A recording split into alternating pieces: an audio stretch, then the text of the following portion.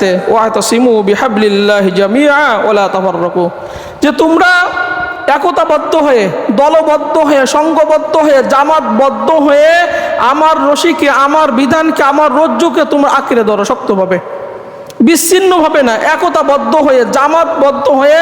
আর আল্লাহর রশি হচ্ছে কোরআন। আল্লাহ রাব্বুল আলামিন আসমান থেকে যে রশিটা পাঠিয়েছেন কোরআন নামক, এটা দুনিয়াবাসী যদি এইটাকে আঁকড়ে ধরে, এর বিধিবিধান মেনে এইটা যদি চলে, তাহলে আল্লাহ রাব্বুল আলামিন আরশে আজিম থেকে এই কোরআনের রশি দিয়ে টান দিয়ে একবারে আমাদেরকে জান্নাতে পৌঁছিয়ে দিবেন। এই জন্য আল্লাহ রাব্বুল আলামিন বলেন, তোমরা একতাবদ্ধ হয়ে, জামাতবদ্ধ হয়ে আমার এই রশিকে, আমার এই রজ্জুকে, আমার এই বিধানকে তোমরা শক্ত করে আঁকড়ে ধরবে।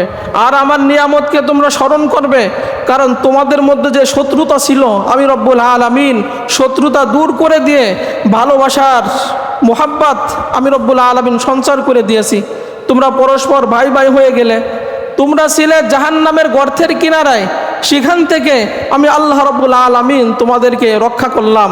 এভাবেই আমি আমার নির্দেশনা তোমাদের মাঝে বর্ণনা করি, যাতে তোমরা হিদায়াত প্রাপ্ত হও।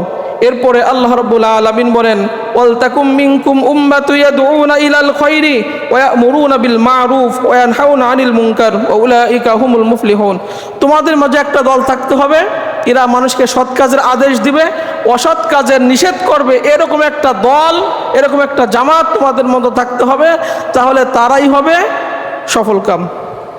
এরপর আল্লাহ রাব্বুল আলামিন বলেন, ওয়ালা তাকুনু কাল্লাযীনা তাফাররাকু ওয়াখতালাফু মিন বাদি মা জাআহুমুল বায়্যিনাত ওয়া উলাইকা লাহুম আযাবুন আযীম, যে তোমরা তাদের মতো হইও না যারা নিজের স্বার্থ হাসিল করার জন্য মত দিয়ে, মত পার্থক্য সৃষ্টি করে বিভিন্ন দল গঠন করছে, বিভিন্ন দল উপদল তারা সৃষ্টি করছে। আল্লাহর স্পষ্ট নির্দেশনা জানার পরে কেউ যদি মত পার্থক্য সৃষ্টি করে মুসলিম জামাত থেকে, দলবদ্ধ থেকে বিচ্ছিন্ন হয়ে যায়, আল্লাহ রাব্বুল আলামিন বলেন তার জন্য আছে কঠিন শাস্তি। অতএব মত পার্থক্য করে আমাদেরকে বিচ্ছিন্ন হওয়া যাবে না। আল্লাহ রাব্বুল আলামিনের হাবিব বলেন যে